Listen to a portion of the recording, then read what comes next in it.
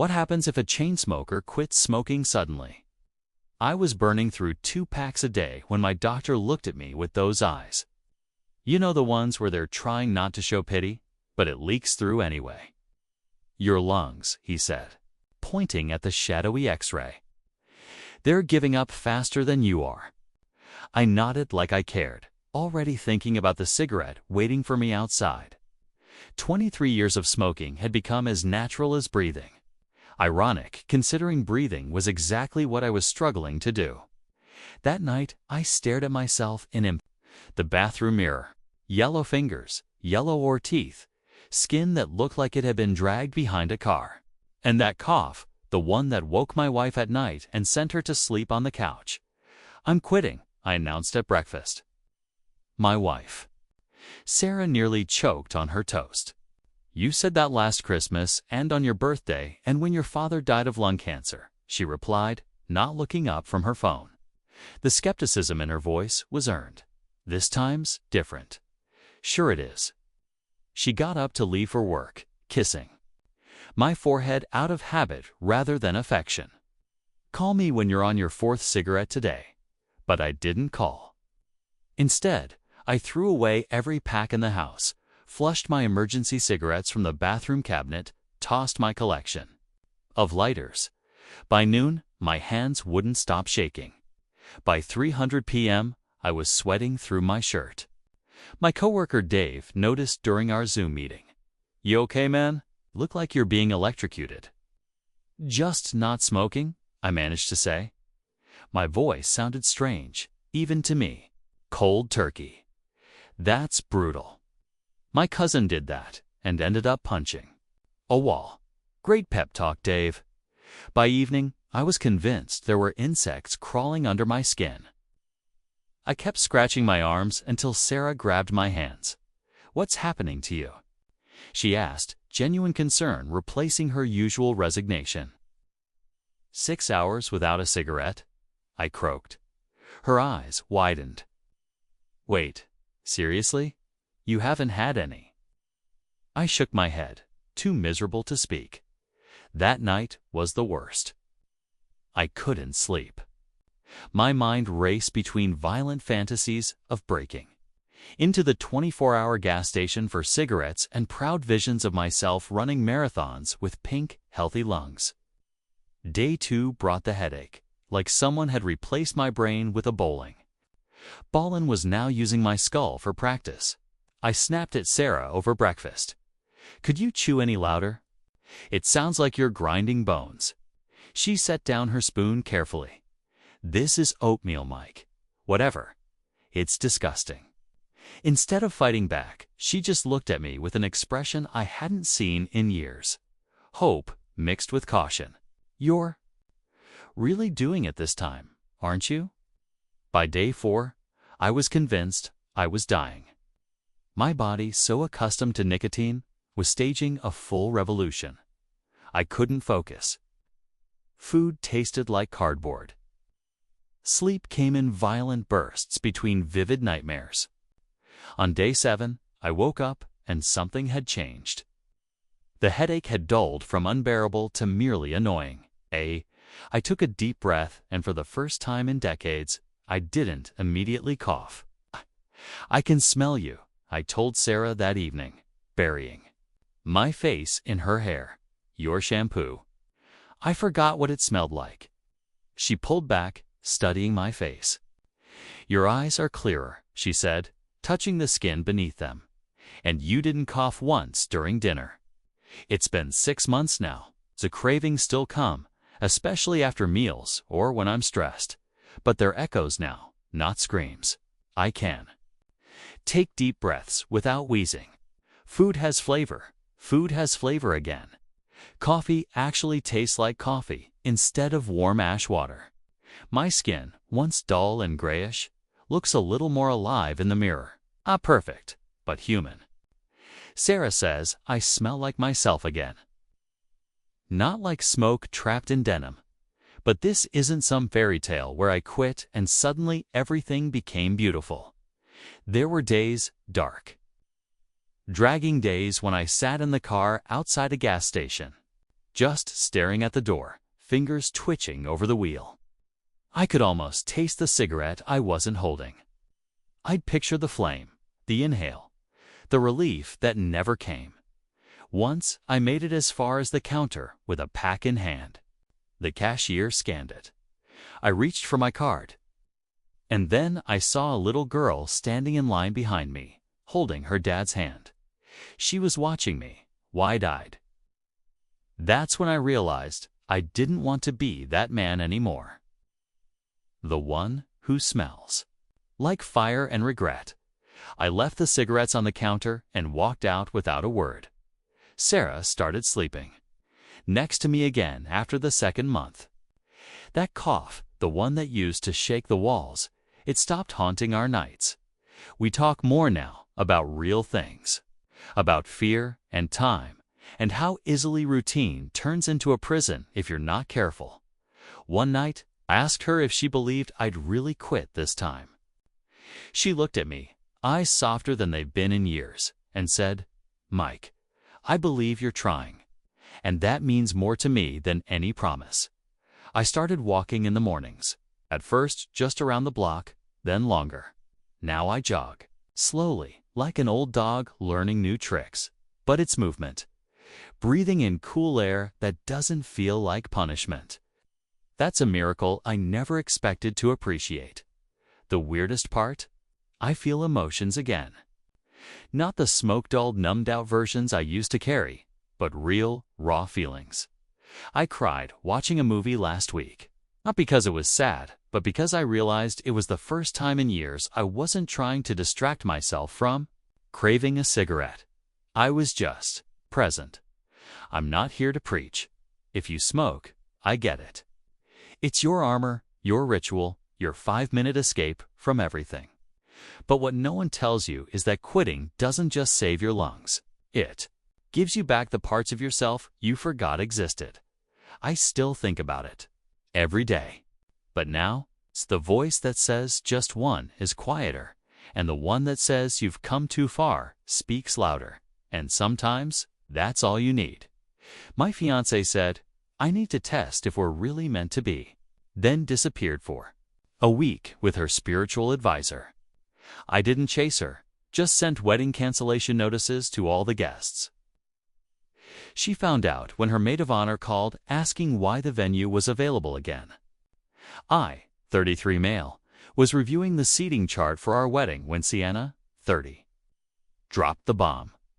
2 months until the big day, everything paid for. 150 guests confirmed. Sienna, babe, I need to talk to you about something important. Looking up from the chart, it's up. Been having these doubts. Not about you, just about life, the universe, everything. Okay, pre-wedding jitters are normal. It's more than that. Krishna says I need to align my chakras before making such a huge commitment. Krishna, her spiritual advisor she'd been seeing. For 6 months, charged $200 per session to burn sage and tell her what she wanted to hear me. What does that mean exactly? I need to go on a spiritual retreat to test if we're really meant to be. The universe will give me signs when tomorrow for a week. Krishna has a cabin upstate where I can meditate and find clarity. You're leaving for a week, 2 months before our wedding to a cabin with Krishna. Rolling her eyes, it's not like that. Damien, he's enlightened. Physical desires are beneath him. Where exactly is this cabin? That's the point. Isolation from worldly distractions. No phones, no internet. Complete spiritual immersion. So, you'll be unreachable for a week. The universe can't speak if I'm listening to text notifications. You understand, right? We're meant to be. This will only strengthen us.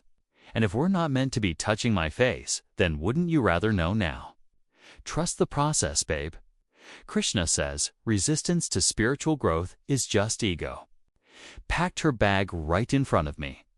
Crystals, yoga pants, journal.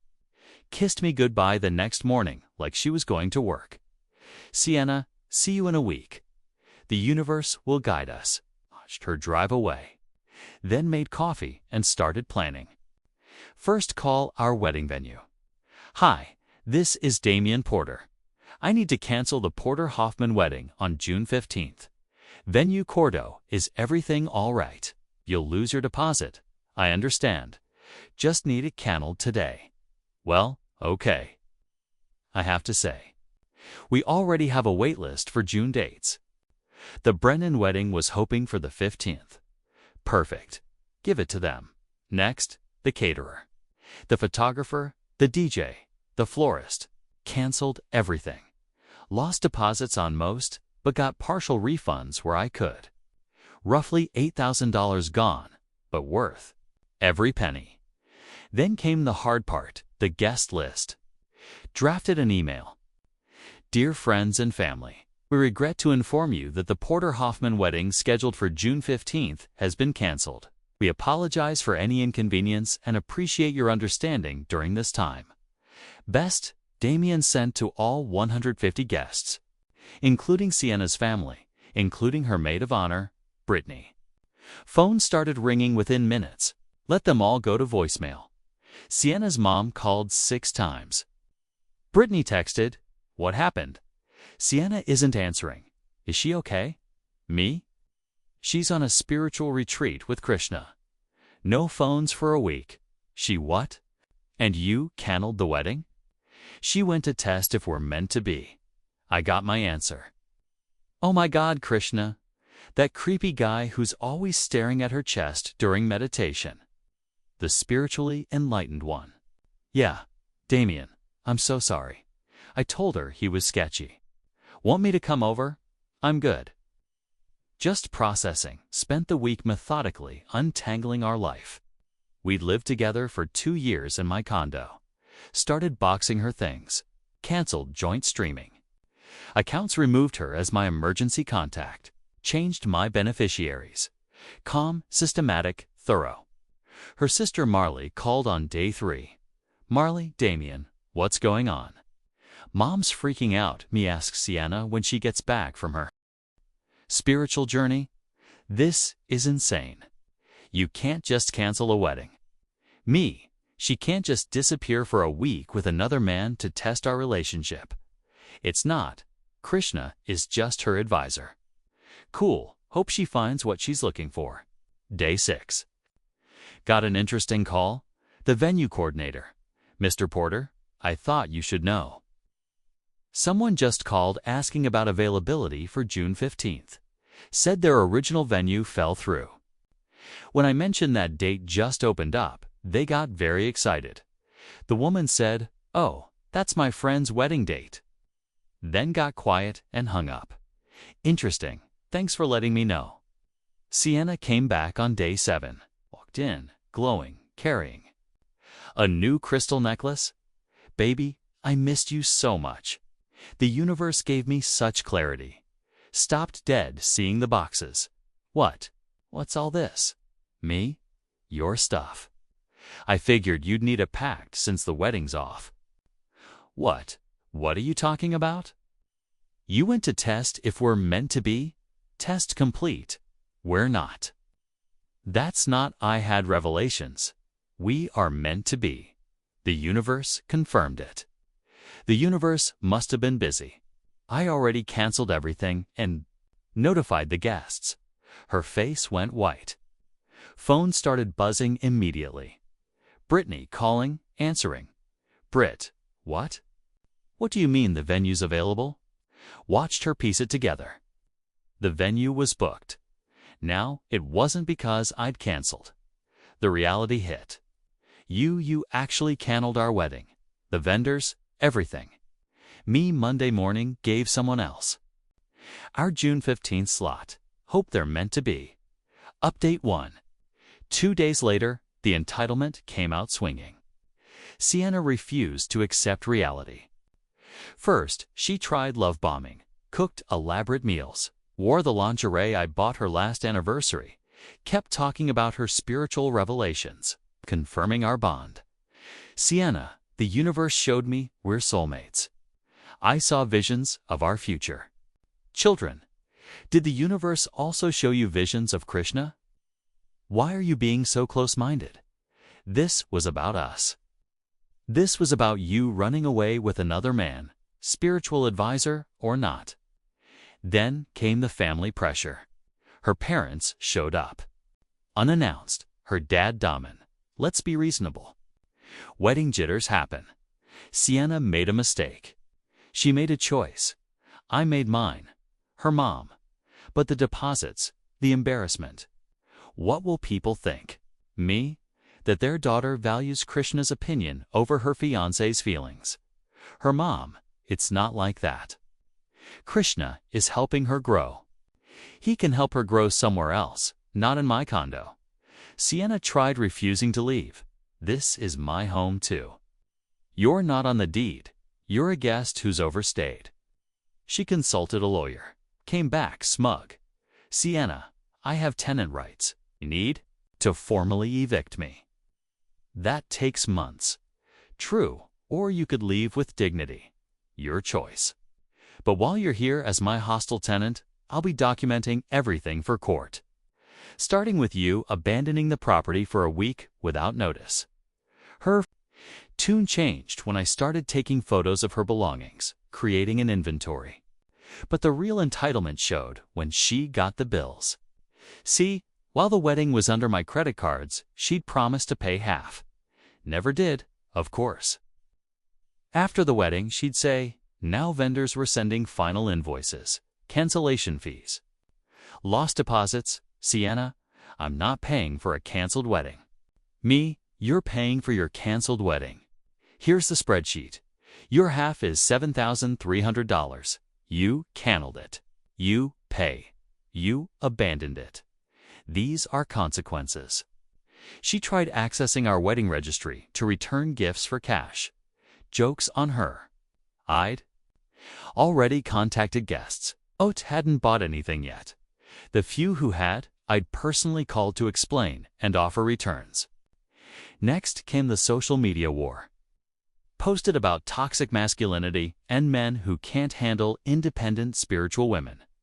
Tagged me. I responded with one post. When your fiancé disappears for a week with her male spiritual advisor to test your relationship. The test is already failed. Canceling the wedding was just grading the paper. Her friends split. Some defended her spiritual journey. Others, including Brittany, called her out. Brittany commented, "Girl, you literally left for a week with another man. What did you expect?" Sienna replied, "It was platonic. Damien knows." That? Krishna entered the chat. Our connection transcends physical reality. Sienna is my twin flame. I screenshot that gold. Update 2. 1 week later, Sienna went nuclear when she realized I was serious. The extinction burst was spectacular. First, she tried to force a reconciliation through public embarrassment. Showed up at my office with flowers and a banner that said, "I'd choose you." Security called me Mr. Porter. There's a woman in the lobby with a banner. Me, I don't know her. Please have her removed. Watched on security cameras as they escorted her out. She left the banner. They threw it in the dumpster. Then, she tried financial warfare, tempted to drain the vacation fund. We'd been building separate savings account, but she knew my login from when I'd asked her to check the balance once. Bank flagged it. Large transfer attempt to an unknown account. Blocked it. Called me. Me. Yes. Please freeze the account and prosecute the attempted theft. Sienna, when confronted, that's our vacation money. Me, which you tried to steal. That's a felony, by the way. She backed off when I mentioned prosecution. But the best part was when the truth about her spiritual retreat came out. Her friend Cassidy had been on Instagram that week, posted stories from a music festival, and there in the background of one video, Sienna and Krishna dancing very spiritually. With glow sticks and Molly pupils, sent the screenshot to everyone defending her spiritual journey. Ah, yes, the ancient spiritual practice of raving. Her narrative crumbled. Even her supportive friends started questioning. Wait, she was at Tomorrowland. I thought she was meditating in isolation. Krishna took her to a rave. Sienna tried damage control. Music is spiritual. Dancing is prayer. Sure, Jan. The final straw came when she served me with papers. She was suing me for intentional infliction of emotional distress and breach of promise. Her demands $50,000 for emotional damages, $15,000 for wedding costs, $10,000 for loss of future earnings as a married woman. The engagement ring that she'd left behind when she went to find herself. My lawyer laughed. Actually laughed. She abandoned you for a week with another man. You have proof she lied about where she was, and she wants damages. This is frivolous. Countersuit for attempted theft. The vacation fund, defamation, the social media posts, harassment, the office incident, actual costs of canceled wedding. Judge took one look at the evidence, the twin flame comments from Krishna, the festival footage, the attempted theft. Judge, Miss Hoffman, you abandoned your fiancé for a week with another man, spiritual advisor. Judge, who called you his twin flame. You lied about your whereabouts. You attempted to steal from joint accounts. Your case is dismissed. Mr. Reporter's countersuit has merit. I'm awarding him $8,000 in wedding cancellation costs, plus $2,000 in legal fees. But I was finding myself. You found yourself single and owing $10,000. Court adjourned. The aftermath was poetic justice. Sienna had to move back with her parents to pay the judgment. Humiliating for a 30-year-old who bragged about her spiritual independence. Krishna disappeared when money got involved. His LinkedIn showed he'd moved states. Guessed twin flames aren't worth legal troubles, but the real karma came from an unexpected source. Remember the Brennan wedding that took our venue slot? They invited me. Turns out Jack Brennan was a Corker's cousin. When they heard why the date opened up, they insisted I come. Anyone who cancels a wedding over that deserves free drinks and good karma. Went to their wedding, beautiful ceremony. No one disappeared for a week to test the universe. During cocktail hour, met Helena. She was there solo too. Her +1 had bailed. Helena. So you're the guy whose canceled wedding gave them this date? Me guilty? My ex needed to spiritually assess our compatibility with another man. Me, her advisor. Laughing, my ex joined a cult. Sold our furniture. To buy spaceship tickets. Spaceship tickets. They were going to be picked up by aliens. Still waiting, far as I know. We laughed, exchanged numbers. Been dating 3 months now. She's delightfully normal. Think spiritual advisors should advise not. Take week-long trips with engaged women. Sienna still texts occasionally. The latest, the universe is testing us. This separation is making our bond stronger. Krishna says, you'll realize your mistake during the next Mercury retrograde. Blocked her again. Heard through Brittany that she's now dating a guy who claims to be a shaman. He charges her for relationship advice. Some people never learn. Me, I learned plenty. When someone needs to test your relationship, it's already failed. Cancellation fees are cheaper than divorce. The universe's biggest sign is someone showing you who they are. Sometimes the best spiritual journey is staying right where you are. That June 15th venue, the Brennan just had their first anniversary. They sent a card thanking me for the date. Said the karma of their happiness was built on me standing up for myself. Sienna was right about one thing. The universe does give signs. Hers was a neon billboard saying, "Run." I just listened better then. She did.